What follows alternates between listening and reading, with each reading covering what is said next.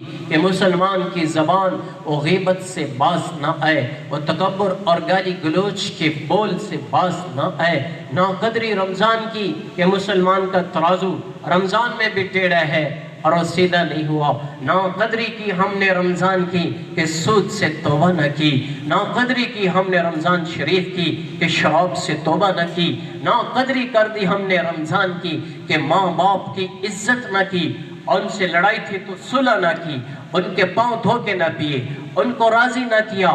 ناقدری کی ہم نے رمضان کی کہ مسلمان بھائی رشتہ دار آپس میں ایک دوسرے سے دور رہے۔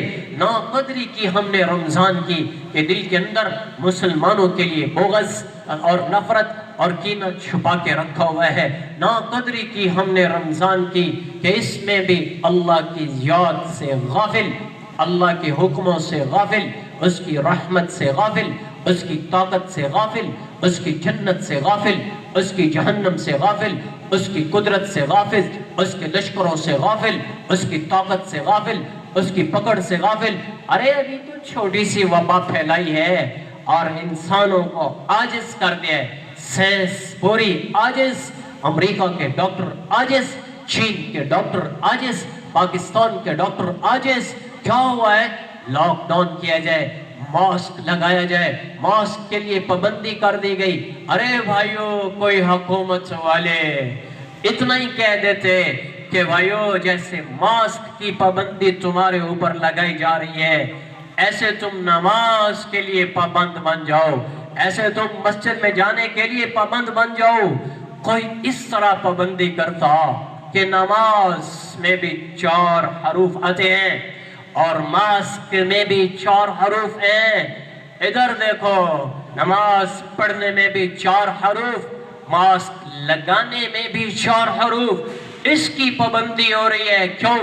نظر آ رہا ہے کہ میں بیمار ہو جاؤں گا اور کرونا وائرس کہیں اندر نہ اتر جائے، اس پہ اتنی پابندی ہو رہی اور ماسک لگایا جا رہا ہے۔ کاش مسلمان اپنے ایمان کی تجدید کے لیے اپنے اوپر پابندی لگاتا کہ بخشش کا مہینہ ہے، اس ماہ میں میں نے اللہ کو راضی کرنا ہے، اس ماہ میں نماز نہیں چھوڑوں گا، تہجد نہیں چھوڑوں گا، تراویح نہیں چھوڑوں گا، قرآن مجید کا کم از کم 1 ختم تو ضرور کروں گا، اس ماہ میں نظروں کو جھکانے کا عادی بناؤں گا، اس ماہ میں ترازو سیدھا کروں گا، ناپ تول پورا کرنے کی پریکٹس اور ایک عمل شروع کروں گا کہ پورا سال میں گناہوں سے محفوظ رہوں۔ مجدد الف ثانی رحمہ اللہ تعالیٰ نے فرمایا کرتے تھے کہ رمضان شریف میں جس نے 30 دن آنکھیں جھکا لی، سارا سال آنکھ جھکانے کی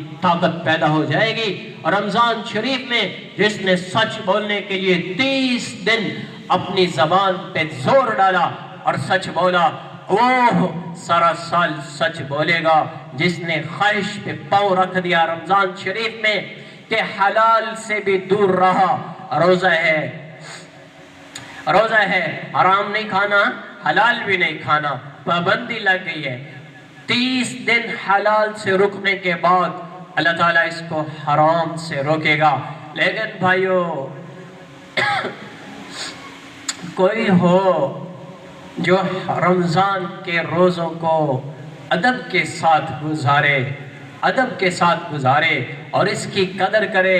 ہم مسلمان رمضان میں بھی اپنے اللہ کو ناراض کرنے کے اعمال میں روزہ رکھ لیتا ہے، لیکن صبح اٹھ کر غیبت کرتا ہے، روزہ رکھ لیتا ہے، پر وہ یہی سمجھ رہا ہے مسلمان پیٹ کا روزہ ہے، منہ سے کوئی چیز اندر نہیں اتارنی، کھانے کا روزہ، پینے کا روزہ اور چھٹی۔